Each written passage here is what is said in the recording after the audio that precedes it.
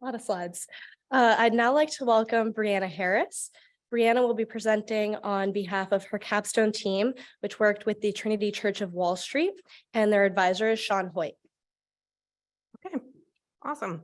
Good evening. My name, as Chandler said, is Brianna Harris, and I'm part of the Trinity Capstone team, and I'll be presenting the focus of our work this semester, understanding sustainability portfolio risks and opportunities using a climate diversity and equity inclusion lens. So we'll start off this evening with who Trinity is, give you some background information to set the stage, what they asked us for, some of our findings, and then we'll wrap it up and open the floor for questions. So this slide is meant to illustrate who Trinity's investment team is because their investment team was our client. But before I get into all that, let me tell you a little bit about Trinity Church. Trinity Church Wall Street is an Episcopal parish that has been an integral part of New York City for over 300 years. Not many people know that Alexander Hamilton and his wife were laid to rest in the church's cemetery. The church has a $7 billion investment portfolio with about half invested in securities and the other half in New York City real estate. We work directly with their investment team, who is part of the church organization, but you can think of the church as their client. The investment team is tasked with preserving and growing the portfolio so the church can continue doing the great work that they do. Now, getting into the structure, Trinity is a manager of managers, and the image on the right is a generic depiction of that structure. They selected various asset managers to work with after evaluating them quantitatively, but also qualitatively, to ensure that they align with their investment principles and strategy for responsible investing and climate. And they meet with these various asset managers on a regular basis, asking pointed questions to evaluate how mature they are on any given topic and ensuring ongoing alignment. The work we did this semester is to help inform some of those conversations going forward. So a little background. Climate change is disrupting the political, economic, and social system as we know them. There is more urgency than ever before, and it's only getting more complex.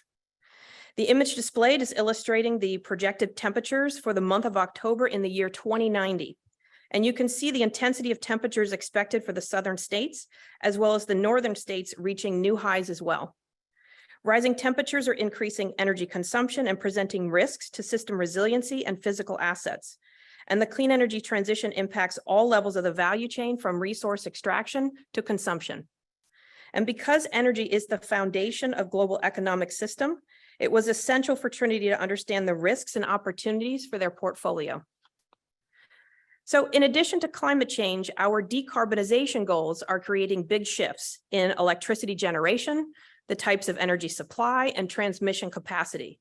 And there is no one solution. It will take many different pathways, but this is the direction the market is headed. And we have a tremendous opportunity and a responsibility to ensure a just and equitable transition. And this is why equity is central to the clean energy transition. So let's take a moment to briefly review the 5 tasks from Trinity. There's a lot on this slide because this project was about a lot of different things, but they're all equally important, and they support Trinity in evaluating how the energy transition could impact their investments. So first, the role of energy efficiency. Second, the role of metals and mining.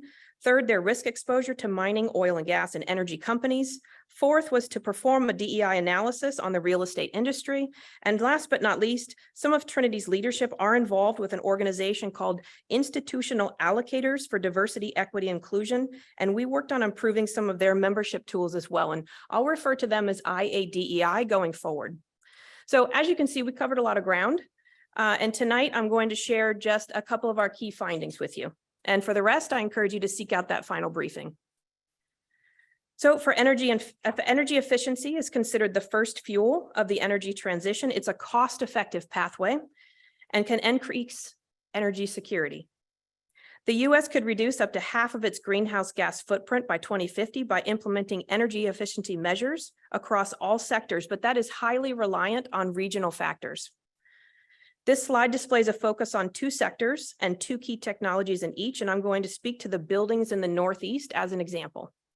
So for commercial and residential buildings, we recommend focusing on energy efficient heat pumps and building envelope improvements.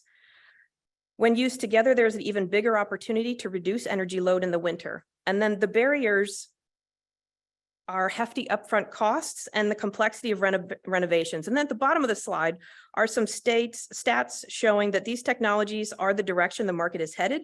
So in the US, heat pump sales are up 15% in 2021. Electric vehicles saw a 40% increase over the last year, and the number of states with clean energy commitments has grown to 23. But to meet our decarbonization goals, we will need to nearly double our energy efficiency adoption immediately.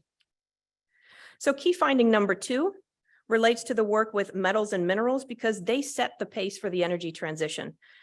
Because if you can't get them out of the ground and processed into a consumable form, then we can't produce the technologies needed to meet our decarbonization goals.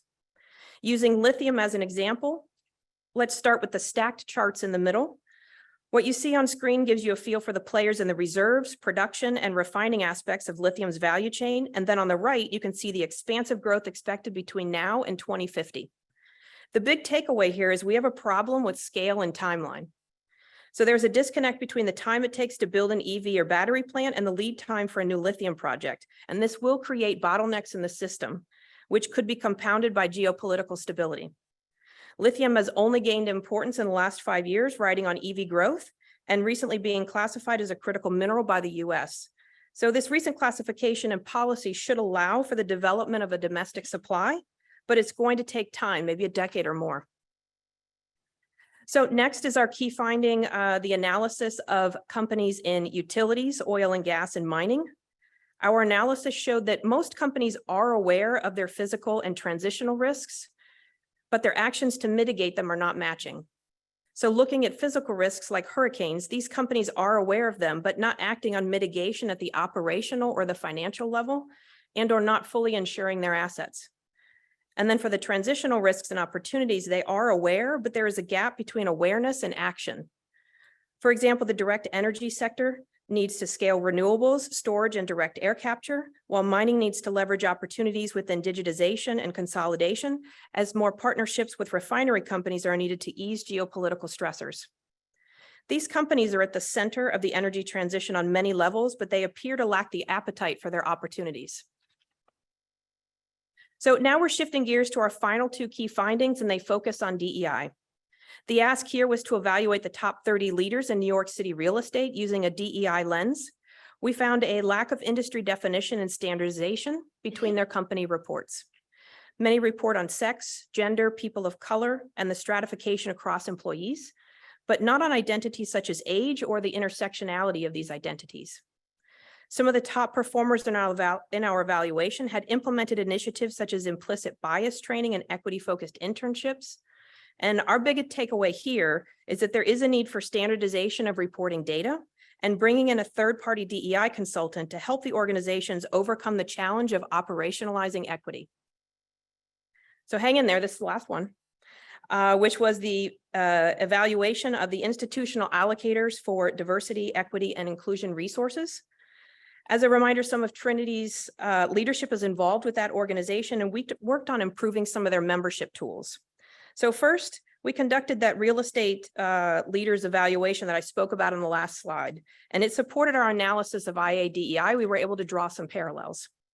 So looking at the left-hand side of the slide, any good framework has a process for cycles of evaluation, a need for a common language, which is standardization, and measurement of with data reporting. So to address creating the standards and processes, we created a roadmap to guide their survey development for the data collection process. It includes how to identify the most suitable person within an organization to complete the survey, questionnaire design, and then data usage and reporting. So the big takeaway here is the industry needs a standard, and IA/DEI could be that framework for the solution. The framework and data are necessary because we need a better story so we can make progress on creating awareness and a pathway for change. So to wrap it all up, our work this semester informs Trinity's investment team on macro level trends and allows them to decide how much time they should spend on these issues, and also where to focus their time when engaging with their various asset managers to maintain alignment with their investment strategies and principles.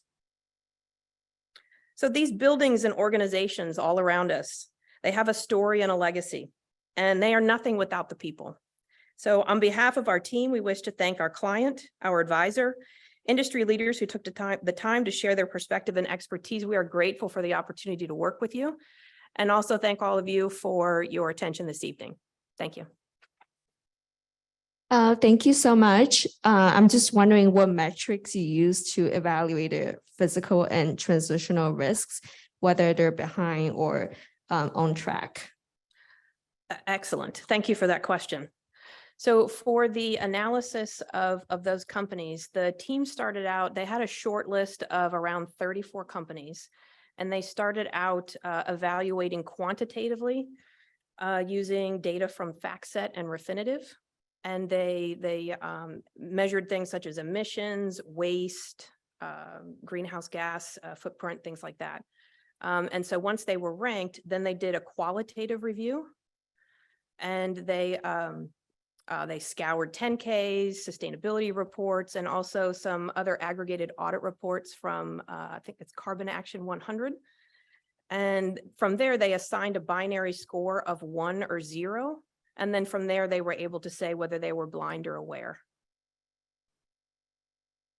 Absolutely. That's my favorite question, by the way.